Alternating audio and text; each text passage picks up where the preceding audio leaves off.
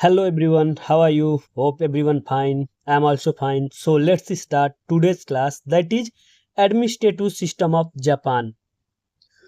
इस video lecture में हम जापान के एडमिनिस्ट्रेटिव सिस्टम के बारे में पढ़ेंगे। बेसिकली जैसे हर एक वीडियो लेक्चर में हम देख रहे हैं कि हमारे कंट्री का जो एडमिनिस्ट्रेटिव सिस्टम है उसको बेसिकली 3 हेड्स में, बेसिकली 3 हेड्स में पढ़ रहे हैं। 3 हेड्स में उसमें हमारा क्या क्या है? पहला तो कॉन्स्टिट्यूशन के बारे में, सेकेंड सिविल सर्विस के बारे में, थर्ड लोकल गवर्नमेंट के बारे में। तो बेसिकली एक एक करके पढ़ते जा रहे हैं हम लोग। फर्स्ट हेड में हमारा क्या होता है कि उस कंट्रीज के, जिस कंट्रीज के बारे में पढ़ रहे हैं, जैसा कि एडमिनिस्ट्रेटिव सिस्टम ऑफ जापान पढ़ रहे हैं, तो पहले जो हमारा पहला वीडियो लेक्चर होगा जापान का कॉन्स्टिट्यूशन एंड गवर्नमेंट के बारे में, बेसिकली कॉन्स्टिट्यूशन के फीचर्स, वहाँ का गवर्नमेंट का स्ट्रक्चर। सेकेंड वीडियो लेक्चर होगा जापान के जो सिविल सर्विसेज है उनका क्या प्रोविजन है, उनका मतलब रिक्रूटमेंट, प्रमोशन, ट्रेनिंग, वहाँ का सिस्टम कैसा है सिविल सर्विसेज का, उसको देखेंगे। एंड थर्ड वीडियो लेक्चर में हमारा क्या होगा, जापान के लोकल गवर्नमेंट के बारे में पढ़ेंगे। So start our first head, that is Japanese constitution and government. देखिए हमारा ये पहला हेड्स है, जापान के कॉन्स्टिट्यूशन और गवर्नमेंट के बारे में पढ़ेंगे। देन हम पढ़ेंगे civil service, then local government. जैसा कि हम लोग देख रहे हैं कि भी क्या है, जापान एक मॉडर्न कंट्री है, बहुत ही मॉडर्न एंड डेवलप्ड कंट्री है। बट ये क्या ऑटोमेटिक, क्या शुरू से ही मॉडर्न या डेवलप्ड था? नहीं। इनिशियल क्या था, ये फ्यूडल सिस्टम था, वहाँ पे फ्यूडल सिस्टम था। फिर धीरे धीरे क्या हुआ, वहाँ पे चीज़ें रिफॉर्म्स हुए, तो क्या हुआ, एक मॉडर्न स्टेट में कन्वर्ट हुआ। उसी को आज हम इसके कॉन्स्टिट्यूशन के बारे में देखेंगे, जो कि जापान का जो मॉडर्न कॉन्स्टिट्यूशन है वो कैसे अडॉप्ट किया गया, उसके क्या क्या फीचर्स हैं, एक एक करके सब लोग देखेंगे। See the modern state of Japan came into existence with the Meiji restoration in 1868। देखिए मीजी रिस्टोरेशन, देखिए मीजी पहले कौन थे? मीजी एक जापान के इंपरर थे, मीजी जापान के इंपरर थे। और मीजी रिस्टोरेशन क्या हुआ, मतलब रिस्टोरेशन में रिस्टोर किया गया। जो जापान के इम्परर थे तो इनके पास पावर नहीं था, पहले इम्परर तो थे बट पावर इनके पास नहीं था, तो वही क्या हुआ, रिस्टोर किया गया। और कैसे रिस्टोर किया गया, क्या रीजन रहे, वो सब एक एक करके मैं आप लोग को स्टोरी टाइप में बताऊंगा। तो पहले जो देखिए, जो इम्परर का पावर था वो रिस्टोर किया गया, इसी को बोला गया मीजी रिस्टोरेशन इन 1868 में।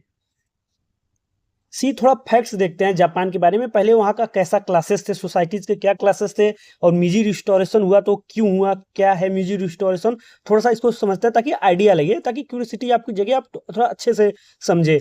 तो देखिए पहले तो जापान में क्या था, क्लासेस था, फ्यूडल सिस्टम था, और उसका चीज सोसाइटी क्लासेस में बटी हुई थी। जैसे यहाँ देखिए, इस इमेज में देखिए क्या थे, मर्चेंट क्लास थे, पीजेंट एंड आर्टिसियन थे, फिर समुराई वॉरियर थे, शोगुन एंड डेम्यो थे, फिर थे इम्परर। सबसे देखिए टॉप क्लास पे क्या थे, हमारे टॉप पे इम्परर थे, टॉप पे क्या थे, इम्परर थे। बट देखिए टॉप पे हमारे इम्परर थे, बट क्या था, नो रियल पावर था इम्परर के पास,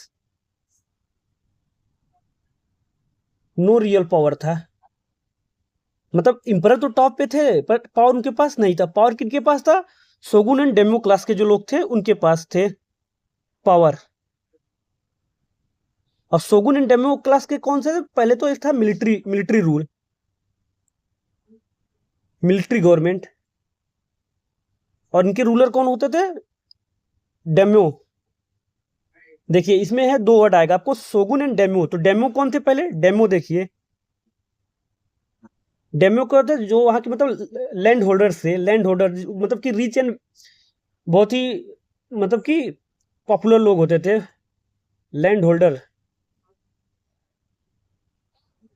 लैंड होल्डर।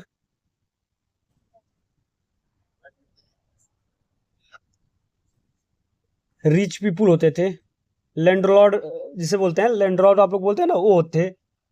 और शोगुन कौन थे? टोकुगावा शोगुनेट का आप लोगों ने नाम सुना होगा, टोकुगावा शोगुनेट। तो बेसिकली क्या था, मिलिट्री पावर थे, मतलब ये जो रूलर थे, उसमें मिलिट्री गवर्नमेंट थी, तो उनके जो रूलर थे उनको बोलते थे शोगुन। बेसिकली टाइटल है, शोगुन टाइटल है, किसके दिया गया था? टोकुगावा, टोकुगावा शोगुनेट, इन्हीं के टाइटल से दिया गया है। तो उसको क्या है, मिलिट्री पावर है। यही लोग क्या करते थे, कंट्रोल करते थे जापान को। बट जो हमारे इम्परर थे वो क्या थे, बस वो इम्परर तो थे बट उनके पास रियल पावर नहीं था। देन उसके बाद आते थे समुरई। तो समुरई क्या होते थे, बेसिकली समुरई है वॉरियर होते थे। देखिए यहाँ पे क्या, समुरई कौन थे, वर जापानीज वॉरियर। ये क्या होते थे, बहुत ही लॉयल होते थे अपने लॉर्ड्स को लेके। उनके लॉर्ड्स कौन थे, डेम्यो, डेमो क्लास के थे। इनके लिए क्या थे, बहुत ही लोअर रहते थे। और यही क्या थे, देखिए इनके पास क्या तलवार वगैरह रखने का अधिकार था, राइट था। यही क्या थे, मार्शल आर्ट ट्रेनिंग, लड़ाई, रूल एंड ऑर्डर्स को मेंटेन यही करते थे। तो उनको बोलते थे समुरई। बेसिकली क्या है, वर जापानीज वॉरियर्स थे समुरई। देन उसके बाद आता था, देखिए जो 100% पॉपुलेशन थी यहाँ का, 100% में से 10% ही ये सब थे। कौन, ये जो तीनों क्लास हैं, इम्परर, शोगुन एंड डेमो, समुरई। बट जो 90% थे, 90% पॉपुलेशन था जो, वो peasant and artisan and merchant ये सब होते थे। और जो उसमें से भी जो सबसे ज्यादा थे वो थे peasant and artisan. Peasant artisan क्या था, लार्जेस्ट क्लास थे। फिर भी इनका चलता नहीं था। ये लोग क्या करते थे, जैसे कि कोई भी फार्मिंग वगैरह, फार्मिंग,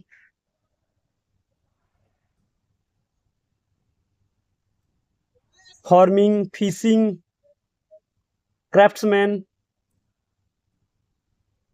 मतलब कि प्रोडक्शन का काम किसका था, पीजेंट एंड आर्टिसियन का था। और उनको मतलब सोल्ड करने का काम कौन करते थे, सोल्ड, सारे आइटम को सोल्ड कौन करते थे, मर्चेंट्स करते थे। और देखिए अब ये लोग तो जो हमारे पीजेंट एंड आर्टिसियन क्या थे, चीजों को प्रोड्यूस करते थे, बट ये क्या देते थे, ये टैक्सेस देते थे अपने मतलब लाइफ के लिए, लिविंग लाइफ के लिए, जीने के लिए, सिक्योरिटी के लिए, सुरक्षा के लिए क्या देते थे, टैक्स देते थे। टैक्स कैसा हो सकता था, वो तो उनके जो प्रोड्यूस थे, प्रोड्यूस के कुछ हिस्सा दे देते थे, पैसे देते थे। सब किनको देते थे, समुराई के द्वारा डोम्यो को देते थे। डेम्यो मतलब कि जो वहाँ का लैंड होल्डर्स थे, क्योंकि जमीन इन्हीं के पास था, यही जमीन इनको देते थे। और उससे क्या टैक्सेस वगैरह लेते थे, यही लोग काम करते थे, टैक्स भी देते थे, बट अपने बस को लिविंग के लिए, लिविंग लाइफ के लिए ये लोग सारा टैक्सेस देते थे शोगुन को, डेम्यो को। तो शोगुन क्या था, मिलिट्री पावर था। सी, और देखिए जो हमारे मर्चेंट होते थे क्या थे, सबसे लोएस्ट क्लास थे, because they produce nothing on their own. क्या करते थे, उनके पास तो कुछ नहीं था प्रोड्यूस करने के लिए, बट क्या करते थे, जो पीजेंट आर्टिसियन प्रोड्यूस करते थे उन्हीं को क्या करते थे, सोल्ड करते थे। इसलिए क्या थे, सबसे लोएस्ट क्लास थे। तो ये तो रहा बेसिकली वहां का जो क्लास सिस्टम था। तो इस हिसाब से क्या चलता था, टिल टिल मतलब टिल 1868, मतलब कि मीजी रिस्टोरेशन होने से पहले की ये चीजें थी, सारा कार्यक्रम जो मतलब मैंने बताया, एक स्ट्रक्चर ऐसा था कि इंपरर तो हेड था, बट क्या था, पावर इसके पास नहीं था। रूल कौन करता था, डेमो करते थे। शोगुन क्या था, मिलिट्री पावर था। एंड समुराई क्या थे, समुराई क्लास थे आपके वेरियर थे। और पीजेंट वगैरह क्या थे, प्रोड्यूसर थे। मर्चेंट वगैरह क्या थे, ये सब सोल्ड करने वाले थे, व्यापारी थे। तो ये तो सिस्टम चलता रहा टिल मीजी रिस्टोरेशन। तो ये तो रहा वहां का सिस्टम। बट मीजी रिस्टोरेशन कैसे हुआ, देखिए मीजी रिस्टोरेशन इसलिए हुआ, तो उसके बहुत सारे प्रेशर हैं, मतलब कि कॉजेस हैं। तो जैसे कि एक तो हुआ वेस्टर्न प्रेशर। वेस्टर्न प्रेशर में मतलब कि एक मैथ्यू पेरी जी थे, मैथ्यू पेरी। देखिए स्पेलिंग में कुछ गलती हो सकता है क्योंकि नाम ऐसा है। तो मैथ्यू पेरी बेसिकली कौन थे, नेवल क्या थे, मैथ्यू पेरी जी थे यूएस। देखिए एक कॉजेस इसमें मैं लिख रहा हूँ, मिजी रिस्टोरेशन के कॉजेस में थे यूएस नेवल के जो अफसर थे, यूएस नेवल अफसर पेरी जी, में पेरी, मैथ्यू पेरी जी। ये क्या थे, ये जापान आए थे अपना ब्लैक शिप लेके, मतलब कि जो वारशिप होता है, वारशिप लेके आया। और जापान को फोर्सफुली क्या किया कि अपना पोर्ट, मतलब दो पोर्ट का उन्होंने क्या किया, डिमांड किया कि ट्रेड के लिए ओपन कर दो। और जापान को क्या करना पड़ा, ट्रेड को ओपन करना पड़ा, क्योंकि भाई अब यूएस अपना नेवल अफसर आया है वारशिप लेके, तो कहीं ना कहीं तो डर बनी रहती है। क्योंकि अब यूएस के सामने तो उन्होंने क्या किया कि अपने पोर्ट को अलाउ कर दिया ट्रेड के लिए, जो कि फ्यूडल्स इनिशियल में ऐसा नहीं था, वो किसी से कनेक्टिविटी नहीं थी। बट क्या हुआ, पेरी जी के जो आवागमन से उन्होंने अपने पोर्ट को क्या किया, ट्रेड के लिए अलाउ कर दिया। तो इससे क्या हुआ, देखिए जापान के लोगों ने तो जो हमारे वहाँ के डेमो जी थे, मतलब जो डेमो वहाँ के लैंडलॉर्ड्स थे, जो मिलिट्री पावर थे, शोगुन लोगों, उन्होंने क्या किया, इस चीज़ों को एक्सेप्ट कर लिया। उन्होंने अपने पोर्ट को ट्रेड के लिए ओपन कर दिया। बेसिकली नेवल शिप वहाँ पे आएगा, अपना खड़ा होगा और ट्रेड वगैरह करेगा, इसके लिए तो कर दिया। बट जो जापानीज लोग थे उनको क्या हुए, बहुत ही ज़्यादा उनको मतलब कि इम्प्रेस फील हुआ कि यार कैसे मतलब हमारे कंट्रीज में कोई आके और हमके मतलब फोर्सफुली हमारे चीज़ों को अलाउ करा रहा है जो हमें नहीं करना था। तो ये देखिए, ये तो चीज़ें तो क्या हुआ, लोगों को कहीं न कहीं ट्रिगर किया, फ़ोर्स किया कि यार ये सही नहीं हुआ। एक तो ये चीज़ हुआ कि मतलब कि एक्सटर्नल प्रेशर हुआ, और कुछ चीज़ें हुआ जैसे कि जो शोगुन थे, शोगुन मतलब जो मिलिट्री मिलिट्री पावर थे, उन्होंने क्या किया, अपनी स्टेबिलिटी को धीरे-धीरे कम कर दिया। एक तो कारण ये रहा, दूसरा क्या था, शोगुन। शोगुन का क्या था, स्टेबिलिटी कम हुआ, मतलब कि पावर कम हुआ, पावर कम हो गया। मतलब उनके पास जो पैसे थे वो धीरे-धीरे कम होने गए, और लोग क्या हुआ, धीरे-धीरे जागरूक हो गए। एक चीज़ वो हुआ। तीसरा था टैक्स वगैरह, जो वहाँ का लोकल थे, इंटरनल प्रेशर, इसको बोलते हैं इंटरनल प्रेशर। लोगों का क्या था, जो डेम्यूज लैंडलॉर्ड्स थे वो क्या थे, टैक्सेस वगैरह ज़्यादा ले रहे थे, तो लोग क्या हुआ, टैक्स वगैरह दे रहे थे, इससे भी लोग का क्या हुआ, परेशान हो गए थे। ये भी क्या हुआ, इंटरनल कॉज हुआ। तो इस सब चीज़ों को लेके लोग बहुत ही परेशान थे, और क्या हुआ, फाइनली मीजी रिस्टोरेशन हुआ। मीजी जो है कि और क्या था, देखिए इम्परर तो थे, बट इनका कोई भी रूल नहीं चलता था, सारा रूल वो डेम्यो और शोगुन के चलते थे, इस क्लास का। तो फिर धीरे-धीरे यही सब रीजन रहा, तो क्या हुआ, मीजी रिस्टोरेशन हुआ, और फिर 1868 में इम्परर ने अपना जो सारा पावर क्या हुआ, फिर से अपनाया, एक्सेप्ट हो गया, उसके पास सारा पावर चला गया। देखिए फिर क्या क्या हुआ, जो आफ्टर मीजी रिस्टोरेशन क्या क्या हुआ, रिजल्ट क्या क्या हुआ मीजी रिस्टोरेशन के। पहले तो जो फ्यूडल सिस्टम का हुआ, फ्यूडल सिस्टम खत्म हुआ और मॉडर्न स्टेट हुआ। एंड समुराई, जो समुराई सिस्टम था वो खत्म हुआ। समुराई सिस्टम क्या हुआ, इंड हुआ। समुराई सिस्टम बेसिकली क्या था, जैसे कि वहाँ का एक क्लास बट गया था कि जो स्वॉर्ड वगैरह रखेंगे, तलवारें वगैरह होंगी, लड़ाइयाँ करेंगे, वो बेसिकली समुराई वॉरियर के क्लास के लोग वॉरियर होंगे, बट ये चीज़ें हटा दिया गया। और क्या हुआ, मेरिट बेस्ड हो गया, चीज़ें मेरिट बेस्ड हो गया। बेसिकली समुराई क्या थे, वेरियर भी थे और एडमिनिस्ट्रेटर भी थे, वही धीरे धीरे क्या हुआ, ब्यूरोक्रेट्स बन गए, अब मेरिट बेस्ड हो गया। तो समुराई क्लास के ही लोग क्या थे, पहले देखिए लॉ एंड ऑर्डर्स को यही मेंटेन करते थे। फिर अब चीज़ें क्या हुआ, आफ्टर मीजी रिस्टोरेशन ये चीज़ें मेरिट बेस्ड हो गया, मतलब ऐसा कोई कंपल्सरी नहीं रहेगा कि जो समुराई समुराई समुदाय के लोग ही ओनली रहेंगे, तो ऐसा नहीं रहा। और सोगुन सोगुन सिस्टम खत्म हुआ, जो मिलिट्री पावर थी वो खत्म हो गई, मिलिट्री पावर।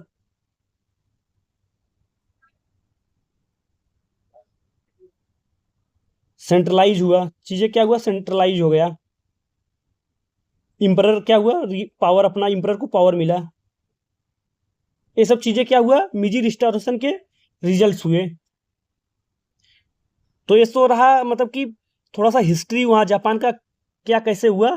आई होप आप लोगों को आइडिया लग गया होगा कि ये समुराई सिस्टम, सोगुन सिस्टम, डेम्यो, ये सब चीज़ें क्या है, कैसे थे, कैसे धीरे धीरे चेंज हुआ। तो अब थोड़ा आगे बढ़ते हैं सिलेबस को लेके। देखिए मीजी रिस्टोरेशन के बाद क्या हुआ, एक नया कॉन्स्टिट्यूशन बना, मतलब कि जिसको बोलते हैं मीजी कॉन्स्टिट्यूशन। क्योंकि अब देखिए जब ये सब कुछ चेंज हो गया, सब कुछ फिर से बदलाव हुए, तो उसको क्या हुआ, मीजी कॉन्स्टिट्यूशन बोला गया। सी the modern state of Japan came into existence with the Meiji restoration in 1868। मीजी restoration देखिए, पहले तो ये डेट याद कर लीजिए कि मीजी रिस्टोरेशन कब हुआ, 1868 में। The मीजी constitution remained in force for 58 year. देखिए अब मीजी रिस्टोरेशन हुआ, उसको फिर हुआ मीजी कॉन्स्टिट्यूशन बढ़ा, बट मीजी कॉन्स्टिट्यूशन भी हमेशा नहीं रहा, वो 58 ईयर तक रहा। कब से कब तक, 1889 टू 1947 तक। देखिए 1947 के बाद क्या हुआ, मैक अर्थर कॉन्स्टिट्यूशन बना, अभी उसको बारे में बताएंगे। See this constitution was based on the ideals of autocracy. देखिए ऑटोक्रेसी मतलब रूल बाई वन, मतलब इंपरर का रूल हुआ, सेंट्रलाइज चीजें हुए।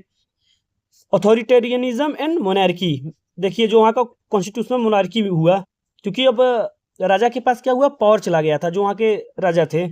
सी आफ्टर सेकेंड वर्ल्ड वार, देखिए सेकेंड वर्ल्ड वार 1939 टू 1945 चला था, बट इसके बाद क्या हुआ था, देखिए जापान पे किसका कब्जा हुआ था, यूएस का।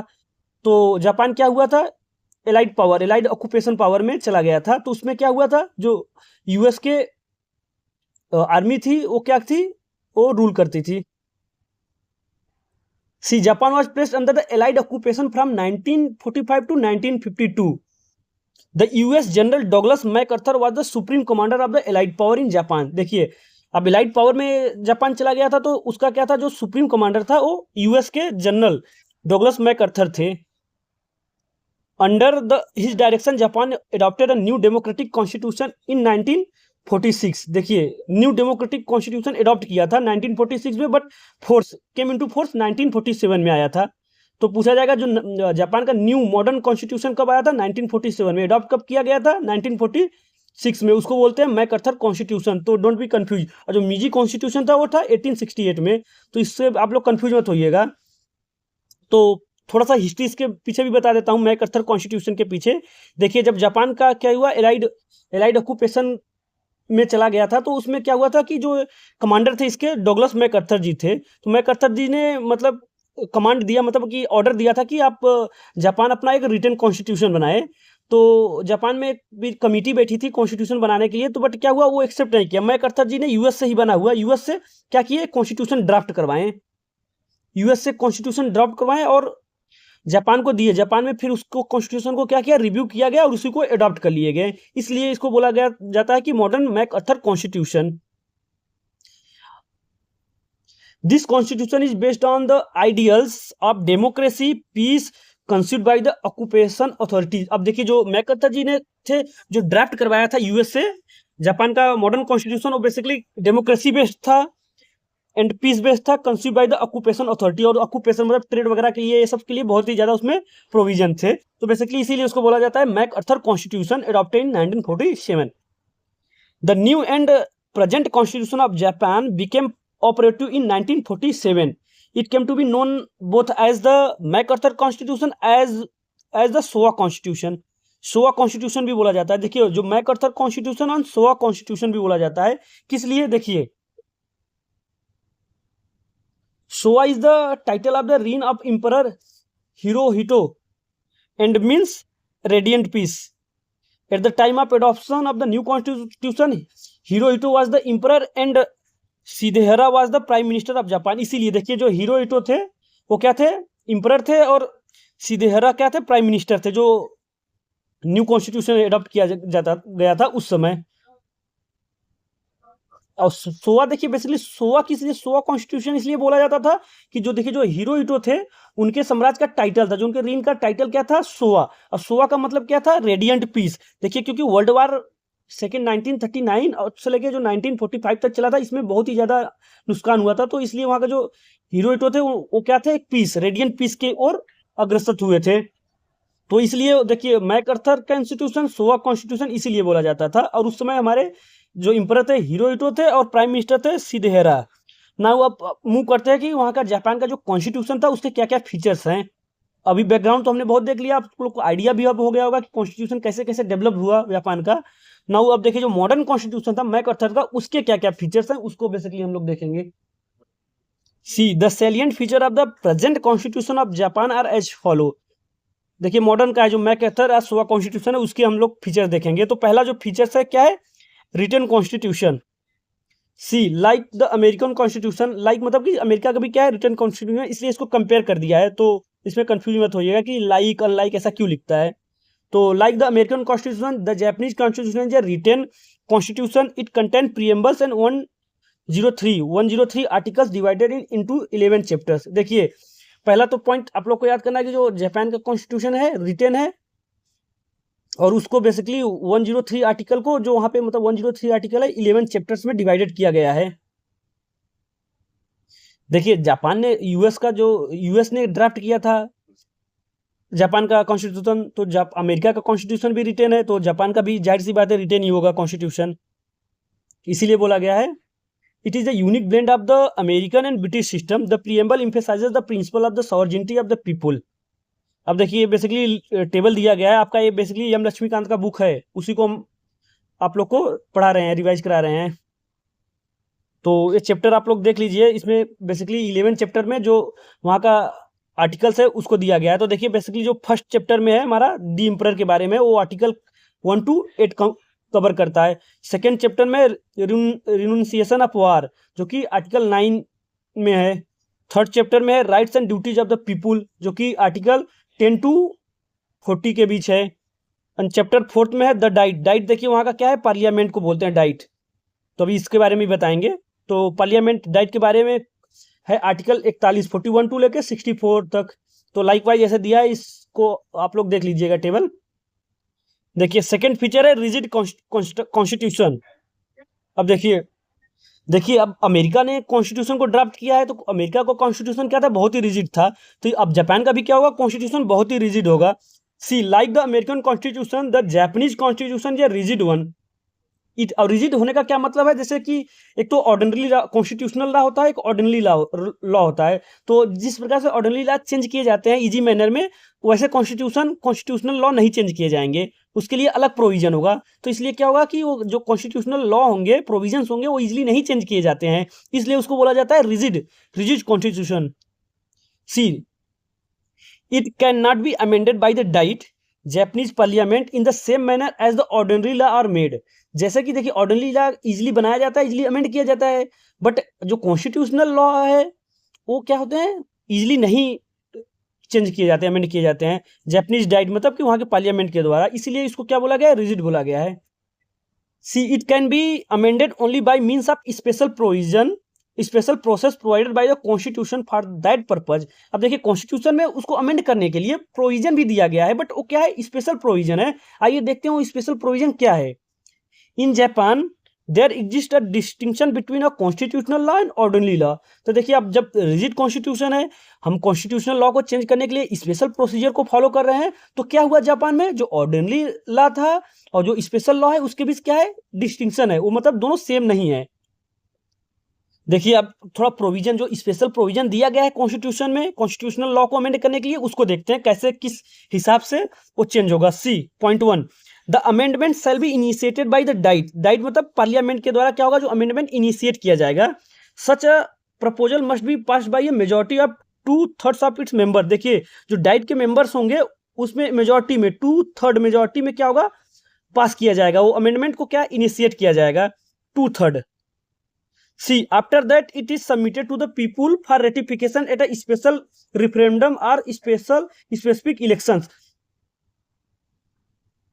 अब इसके बाद पीपुल के पास भेजा जाएगा, मतलब रेटिफिकेशन के लिए जो अमेंडमेंट इनिशिएट किया जाएगा मेजॉरिटी 2/3 मेजॉरिटी के द्वारा, फिर उसको किसके लिए भेजा जाएगा, रेटिफिकेशन के द्वारा, किसके पास, पीपुल के पास। फिर देखिए amendment when so ratified shall immediately be promulgated by the emperor in the name of people as an integral part of the constitution. अब देखिए जब जनता ने, जो पीपुल ने क्या किया, उसको रेटिफाइड कर दिया, मतलब कि पास कर दिया, उसमें कुछ अमेंड है, कुछ चेंजेस है, तो उसको बताएंगे या तो उसको क्या कर देंगे, रेटिफाइड हो गया, तो उससे जस्ट उसके बाद क्या होगा, वो इंपरर के पास भेजा जाएगा प्रोमुलगेशन के लिए, और इंपरर क्या करेंगे, उसको साइन कर देंगे, मतलब कि अमेंडमेंट को पास कर देंगे in the name of people, क्योंकि जो पीपुल है वहां के, वो इंटीग्रल पार्ट ऑफ कॉन्स्टिट्यूशन है। देखिए इसीलिए देखिए यहाँ पे पॉइंट बहुत अच्छा बताया गया कि it must be mentioned here that Japanese constitution has not so far been amended even once. देखिए अब बताया गया कि जो जापानीज कॉन्स्टिट्यूशन है अभी तक एक बार भी अमेंड नहीं किया गया है, जैसा कि वो 1947 में था वैसा अभी है। तो आप समझ सकते हो कितना ही रिजिड कॉन्स्टिट्यूशन है। सी थर्ड पॉइंट देखिए, थर्ड फीचर है यूनिटरी कॉन्स्टिट्यूशन। यूनिटरी कॉन्स्टिट्यूशन का मतलब होता है कि जो सुप्रीम पावर होगा, अथॉरिटी होगी, वो सेंट्रल गवर्नमेंट के पास होगी, और जो लोकल गवर्नमेंट होगा for the convenience create and abolish होगा, तो इसी को बोलते हैं यूनिटरी कॉन्स्टिट्यूशन।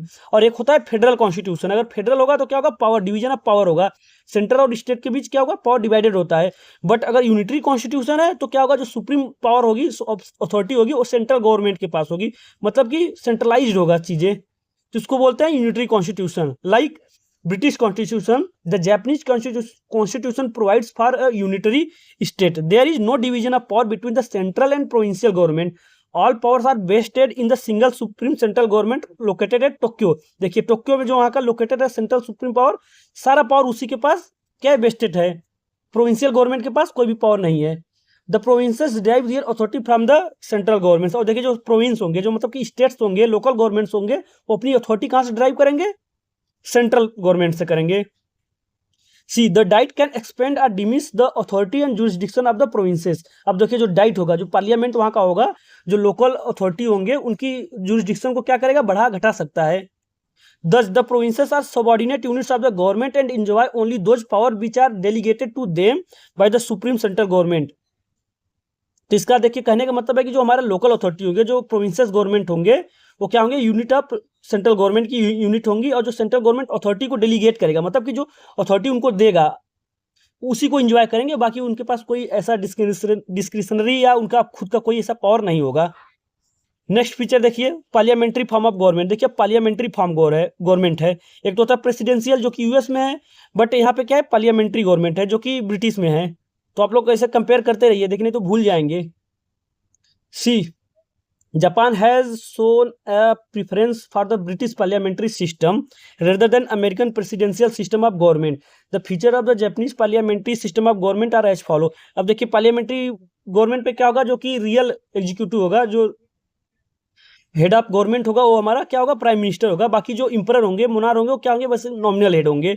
तो पार्लियामेंट्री गवर्नमेंट का फॉर्म ऑफ गवर्नमेंट आप लोग जानते हैं, तो उसका बेसिकली हम क्या कुछ फीचर्स करेंगे जो कि जापान में पार्लियामेंट्री गवर्नमेंट के क्या फीचर्स है उसको यहाँ पे लिखा गया है। तो उसको एक एक करके देखते हैं। आइए, पहला पॉइंट है the emperor is the nominal executive. आप लोग को पहले ही पता है कि जो अगर पार्लियामेंट्री फॉर्म ऑफ गवर्नमेंट है तो जो इंपरर होगा ओनली क्या होगा, नॉमिनल एग्जीक्यूटिव होगा। जो रियल एग्जीक्यूटिव होगा वो कौन सा होगा, हमारा प्राइम मिनिस्टर होगा। तो यहाँ पे बताया गया है। अब यहाँ पे देखिए मोनार्की है, कॉन्स्टिट्यूशनल मोनार्की है, तो इंपरर है, प्रेसिडेंट नहीं है। अगर डेमोक्रेसी होता तो प्रेसिडेंट होता, बट क्या है, मोनार्की सिस्टम है तो इंपरर है। बट अगर पार्लियामेंट्री गवर्नमेंट है तो इंपरर है, तो उसके बावजूद भी क्या है, ओनली नॉमिनल एग्जीक्यूटिव है। See, the emperor is the nominal executive while the cabinet is the real executive. Cabinet क्यों बोला गया, क्योंकि एक काउंसिल ऑफ मिनिस्टर होगा, और काउंसिल ऑफ मिनिस्टर का हेड कौन होगा, प्राइम मिनिस्टर होगा। तो इसीलिए बोला गया कि जो रियल एग्जीक्यूटिव होगा वो होगा cabinet is the real executive. See, the cabinet consist of prime minister as its head and 20 minister of state. 20 minister of state होंगे। The emperor is the head of the state while the prime minister the head of government. देखिए जैसे अपने यहाँ president क्या है, head of state है, but head of government अपने prime minister होते हैं, सेम उसी वे में यहाँ पे है। सी, सेकेंड पॉइंट देखिए, the party which secure majority seat in the house of representative from the government. देखिए यहाँ पे बेसिकली आप लोग ध्यान देंगे, जो डाइट होता है, डाइट क्या है, बाइकैमरलिज्म है। डाइट क्या है, पार्लियामेंट है। तो बाइकैमरलिज्म में मतलब कि दो हाउसेस हैं, तो उसको कौन सा है, हाउस ऑफ रिप्रेजेंटेटिव है। सी, देखिए पहले पॉइंट देखिए, तब वो पॉइंट आपको अच्छा से समझ में आएगा। पहले इसको बाइकैमरलिज्म देख लीजिए, फीचर्स है बेसिकली, जो जापान का कॉन्स्टिट्यूशन है उसका फीचर्स बताया जा रहा है। तो बाइकैमरलिज्म है, जो कि बाइकैमरलिज्म मतलब कि जो वहाँ का डाइट है, पार्लियामेंट को क्या बोलते हैं, डाइट है। डाइट में क्या है, दो हाउसेस है, एक तो लोअर हाउस होगा, एक होगा अपर हाउस। तो लोअर हाउस हमारा कौन सा है, लोअर हाउस। देखिए house of representative lower house है, और अपर हाउस को बोलते हैं house of councillors, upper house. See, the Japanese diet is the bicameral. Diet मतलब parliament, that is consist of two houses, namely house of councillor that is upper house and house of representative that is lower house. देखिए the house of councillor consist of 252 members. जो हमारा upper house होगा 252 members होंगे, जो कि elected for a term of 6 year, 6 year के लिए elected किए जाएंगे। Out of the total 252 members 152 are elected on a geographical basis, local constituency से आएंगे, and remaining 100 are elected by the nations at the large, national constituency से आएंगे। And देखिए जो होगा आपका lower house, the house of representative consist of 512, मतलब कि 512 members elected for a term of 4 years, 4 year के लिए होंगे। देखिए लोअर हाउस के 4 ईयर और अपर हाउस के 6 ईयर, तो कंफ्यूज मत होइएगा। और अपर हाउस हमारा क्या है, house of councillors. Lower house है हाउस ऑफ पीपुल, हाँ sorry, the house of representative. इसमें क्या होंगे, 512 मेंबर्स होंगे और 4 साल के लिए इलेक्ट किए जाएंगे। The House of Representative has more power than the House of Councillor, especially in financial matters. Constitutionally, the Diet is the highest organ of the state power and is the sole law-making organ of the state. So आप लोग को bicameralism का idea लग गया होगा। अब आते हैं फीचर्स के बारे में। देखिए जो यहाँ पे फीचर्स थे,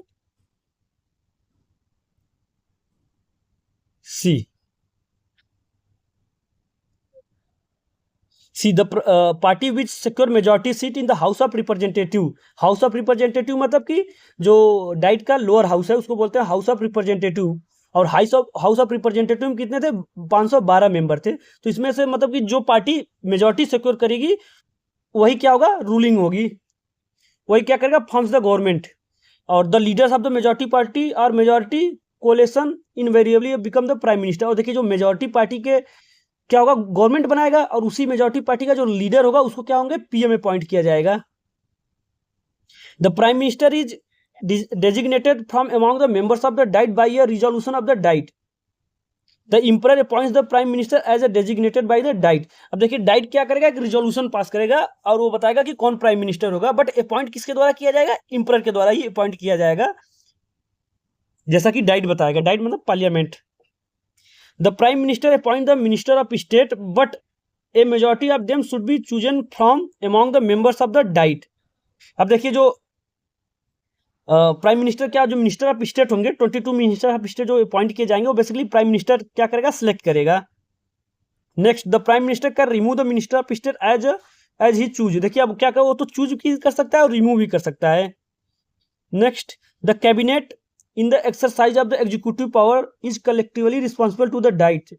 अब देखिए जो कैबिनेट है, मतलब कि जो मिनिस्टर्स हैं वो क्या होंगे, कलेक्टिवली रिस्पॉन्सिबल होंगे डाइट को, मतलब कि पार्लियामेंट के लिए, पार्लियामेंट को रिस्पॉन्सिबल होंगे अपने काम को लेके, अपने रिस्पॉन्सिबिलिटी को लेके, ड्यूटीज को लेके।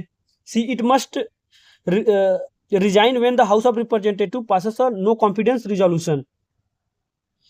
Next, the emperor can dissolve the house of representative on the advice of prime minister. देखिए जैसे अपने आप प्रेसिडेंट है, वैसे यहाँ पे क्या है, इम्परर है। इम्परर क्या कर सकता है, जो house of representative lower house है डाइट का, उसको क्या कर सकता है, डिजॉल्व कर सकता है, but on the advice of prime minister होगा।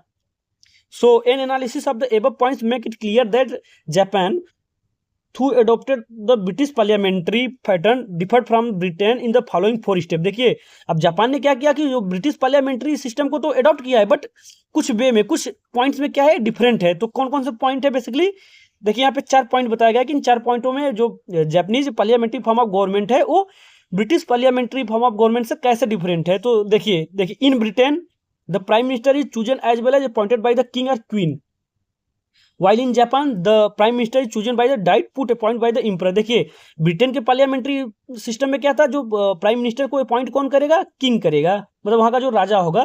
बट जापान में क्या होगा, जापान में डाइट क्या करेगा, पहले रिजोल्यूशन पास कर देगा कि यही पीएम होंगे, बट उसके बाद क्या होगा, इंपरर उसको क्या करेंगे, अपॉइंट करेंगे, बट बनाएगा कौन, मतलब सिलेक्ट कौन करेगा, डाइट करेगा, पार्लियामेंट करेगा। तो इस पॉइंट में देखिए क्या हुआ, पार्लियामेंट्री फॉर्म ऑफ गवर्नमेंट जो है वो अलग हो गया ब्रिटेन से।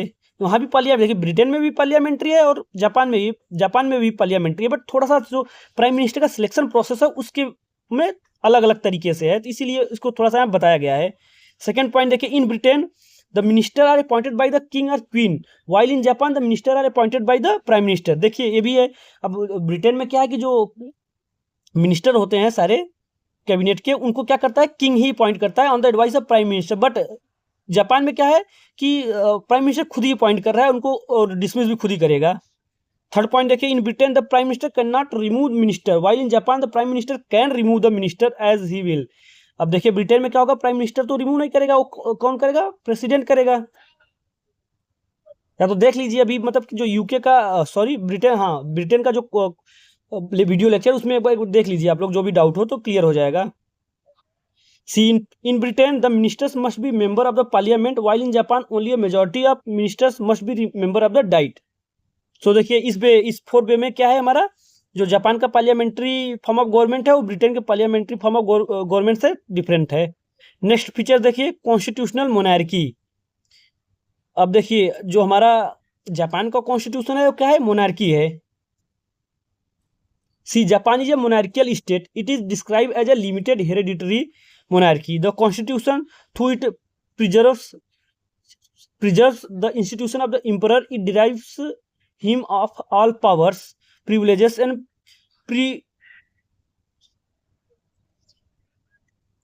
prerogatives he formally exercise and enjoy। It makes the following provision with regard to the institution of the emperor। सी देखिए कॉन्स्टिट्यूशनल मोनार्की तो है, बट क्या है, बहुत ही लिमिटेड हेरिडिटरी है। इसका मतलब क्या है कि जो मोनार्क होगा वहां का, वो क्या होगा, अपना सारा पावर और जो भी उसका प्रिविलेजेस होंगे वो सब क्या होगा, एक लिमिटेड होगा। यहाँ पे सब यही बताया गया है। देखिए, the emperor is the symbol of the state and unity of the people, he derives his position from the will of the people with whom resides sovereign power. तो क्या है, बेसिकली मोनार्की तो है बट लिमिटेड हेरिडिटरी है, और अपना सारा privileges and जो पावर है वो डिराइव करेगा इंस्टीट्यूशन से, जो कि डाइट क्या करेगा, पास करेगा, बनाएगा। तो ये हुआ हमारा कॉन्स्टिट्यूशनल मोनार्की। देखिए अब यहाँ पे बताया गया कि the emperor performs only those act which are enumerated in the constitution and he has no powers related to the government. देखिए अब राजा तो है बट क्या करेगा, जो भी कॉन्स्टिट्यूशन में प्रोविजन दिया गया है उसी को अकॉर्डिंग वो क्या करेगा, इम्पर काम करेगा। इसीलिए बताया गया है तो कॉन्स्टिट्यूशनल मोनार्की, बट अपना जो राजा होगा, जो उसका पावर्स होंगे, प्रिविलेजेस होंगे, वो सबको उससे क्या करेगा, डिराइव करेगा कॉन्स्टिट्यूशन से। और उसको कौन बनाया गया, जो डाइट ने बनाया है। See the emperor can neither give nor receive imperial property without the authorisation of the Diet. Next feature देखिए, supremacy of constitution and judicial review. Supremacy of constitution and judicial review देखिए जो supremacy of constitution and judicial review, देखिए पहले तो क्या है, supremacy of constitution का मतलब होता है कि जो कॉन्स्टिट्यूशन है वो क्या है, सबसे हाईएस्ट बॉडी है, मतलब लॉ एंड रेगुलेशन के लिए। See the Japanese constitution stabilises the principle of supremacy of constitution. The constitution is regarded as the supreme highest और फंडामेंटल लॉ ऑफ लैंड, मतलब कि लॉ एंड लैंड में क्या है, हाईएस्ट बॉडी है। The law ordinance imperial rescript and official act must conform to this supreme law. If these are against the provision of the constitution, they can be declared by the Supreme Court as ultra vires and hence null and void। अगर देखिए इसका मतलब कि जो भी rules and regulations या कोई भी एक्टिविटीज हो रही है, अगर वो क्या होंगे, कॉन्स्टिट्यूशनल प्रोविजन के अगेंस्ट में हो गए, तो सुप्रीम कोर्ट क्या करेगा, उसको नल एंड वाइड कर देगा, अल्ट्रा वायलेंस बता देगा, उसको क्या करेगा, खत्म कर देगा। तो इसीलिए बोला गया कि supremacy of constitution and judicial review. See the American principle of judicial review is adopted in Japan. अब देखिए जो अमेरिकन में क्या था, अमेरिका कॉन्स्टिट्यूशन में क्या था, जुडिशियल रिव्यू आपने पढ़ा था कि कोई भी अगर लॉ एंड रेगुलेशन बन रहा है तो उसको क्या करेगा, कोर्ट, सुप्रीम कोर्ट क्या करेगा, रिव्यू करेगा। अगर वो कॉन्स्टिट्यूशनल फीचर्स के मतलब अगेंस्ट में जा रहे हैं तो उनको क्या करेगा, नल एंड वाइड कर देगा। तो वही चीजें जापान में भी अडॉप्ट किया गया है, बट थोड़ा सा इसमें डिफरेंट है। देखिए but there is a difference, the American supreme court does not derive its power of judicial review from the constitution. देखिए जो अमेरिकन के कॉन्स्टिट्यूशन का फीचर्स था जुडिशियल रिव्यू, उसमें जो सुप्रीम कोर्ट था वो अपना जो पावर, जुडिशियल रिव्यू का पावर कॉन्स्टिट्यूशन से नहीं ड्राइव करता था।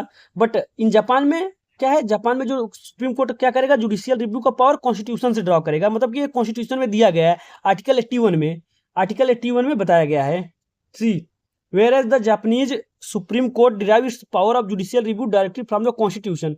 Article 81 of the Japanese Constitution specifically say that Supreme Court is the court of last resort with power to determine the constitutionally of any law, order, regulation और official act। इसी को बोलते हैं judicial review. मतलब कि court क्या करेगा, court, supreme court क्या करेगा, जो भी लॉ, ऑर्डर्स, रेगुलेशन होंगे उसको क्या करेगा, रिव्यू करेगा। अगर वो कॉन्स्टिट्यूशन के अगेंस्ट में जा रहे हैं, जो कि कॉन्स्टिट्यूशन में दिए गए हैं, उन प्रोविजन के अगेंस्ट में है, तो उसको क्या करेगा, नल एंड वाइड कर देगा। इसी को बोलते हैं जुडिशियल रिव्यू। और सुपरमेसी ऑफ कॉन्स्टिट्यूशन का क्या हुआ कि कॉन्स्टिट्यूशन क्या होगा, सबसे सुप्रीम होगा। अगर कॉन्स्टिट्यूशन में जो भी प्रोविजन दिए गए, कोई भी चीजें उसके अगेंस्ट में हो रही है, तो उसको क्या करेगा, वो नल एंड वाइड कर देगा हमारा सुप्रीम कोर्ट। नेक्स्ट फीचर्स देखिए, fundamental rights, EFR, fundamental rights. देखिए फंडामेंटल राइट, जैसे कि यूएसए में क्या था, बिल ऑफ राइट था, उसी के बेस में जो जापान में बना गया है उसको बोलते हैं fundamental right. Basically fundamental right क्या करता है, इंश्योर करेगा, जो कि जापानीज के लोग होंगे उनके कुछ राइट्स होंगे, जैसे कि political rights, civil rights, economic right, इस चीजों को क्या करेगा, इंश्योर करेगा। See the Japanese constitution provided for rights on the model of bill of rights in the USA. It guaranteed the large number of civil, political and economic right to the people of Japan and declares them as eternal and inviolates. The judiciary headed by the Supreme Court act as the protector of these right through its power of judicial review. अब देखिए fundamental right को कौन ensure करेगा कि ये चीजें violet नहीं हो रही, supreme court, through judicial review के द्वारा। The right provided by the Japanese constitution are more elaborated and defined than American bill of right. देखिए इसमें बताया गया कि जो अमेरिकन बिल ऑफ राइट में दिए गए हैं, जो भी प्रोविजंस दिए गए हैं बिल ऑफ राइट्स में, उससे ज्यादा, कहीं ज्यादा इलेबोरेट फॉर्म में जो जापानीज कॉन्स्टिट्यूशन के फंडामेंटल राइट है उसमें दिए गए हैं। See, out of total 103 articles in the Constitution, 31 articles, that is 10 to 40, are devoted to the rights and duties of the people. The rights provided for in the Constitution are, देखिए अब जो fundamental right दिए गए हैं Japanese people के लिए Japanese constitution में, वो ये हैं, right to equality, right to freedom of religion, right to private property, economic right, right to education, cultural right, right to constitutional remedies. ये सब देखिए एफआर है। अभी आप जब इंडियन कॉन्स्टिट्यूशन से पढ़ेंगे तो आप लोग को एक एक चीजों को कंपेयर करके पढ़ाऊंगा और लिस्ट बना के चैट वाइज में सबको। बेसिकली ये सब जो एक्सप्लेनेशन नहीं रहेगा, बट ये हेडिंग रहेगा, फंडामेंटल राइट क्या है उसमें, तो आप लोग को क्या होगा, आइडिया लग जाएगा कि इसमें क्या है। सी नेक्स्ट फीचर देखिए, रिनूंसिएशन ऑफ वार। देखिए रिनुंसिएशन का मतलब होता है कि no more, you want no more war, मतलब कि अब वार में और ज्यादा वार नहीं चाहते, इसमें बिलीव करते हैं। वहाँ का जो कॉन्स्टिट्यूशन था उसमें क्लियरली मेंशन किया गया है कि रिनुंसिएशन ऑफ वार, मतलब कि अब कोई वार नहीं चाहिए। सी, क्योंकि देखिए जो 1939 वर्ल्ड वॉर सेकेंड से 1945 में हुआ, इसमें बहुत सारे लॉसेस हुए, इस वजह से सब चीजों को देखते हुए वहाँ क्या क्या हुआ, पीस की ओर क्या हुए बड़े लोग। सी the Japanese constitution renounces war as a sovereign right of the nations and threat or use of force as a means of settling international dispute. See, it prohibits Japan from maintaining land, sea, and air forces as well as other war potential. It also does not recognize the right of belligerency of state. देखिए जो वहाँ का renunciation of war, मतलब कि जो constitution में बताया गया कि हमें अब कोई वार नहीं चाहिए, और हमें जैसे कि होता है ना एयरफोर्स, लैंड, सी, अदर वार पोटेंशियल चीजें, इस चीज को हम नहीं क्या करेंगे, प्रमोट नहीं करेंगे। See Japan is the only modern state which has constitutionally renounced war for ever. मतलब देखिए जापान ही एक ऐसा मॉडर्न स्टेट है जिन्होंने क्या अपने कॉन्स्टिट्यूशनली रिनाउंस किया है, मतलब कि वार को मना किया है हमेशा के लिए। It is the most peculiar as well as the most controversial feature of the Japanese constitution. अब क्या है देखिए, बहुत कंट्रोवर्शियल फीचर्स भी है और पेकुलियर भी है। See this provision was got inserted into the constitution by General MacArthur to see that Japan would never again be allowed to act as the military nation as it did during the period of 1931 to 1945, जो कि Tokugawa सोगुनेट के period वाला चीजें थे कि military power वगैरह ऐसा चीजें कुछ नहीं स्टेबलाइज करेगा। इस चीजें बताया गया है रिनुंसिएशन ऑफ वार जो कॉन्स्टिट्यूशन में मेंशन है। And to abolish forever the power of Japan as a rival to the US in the far east. However, it does not mean that Japan cannot use arms and other forces for its security and defense.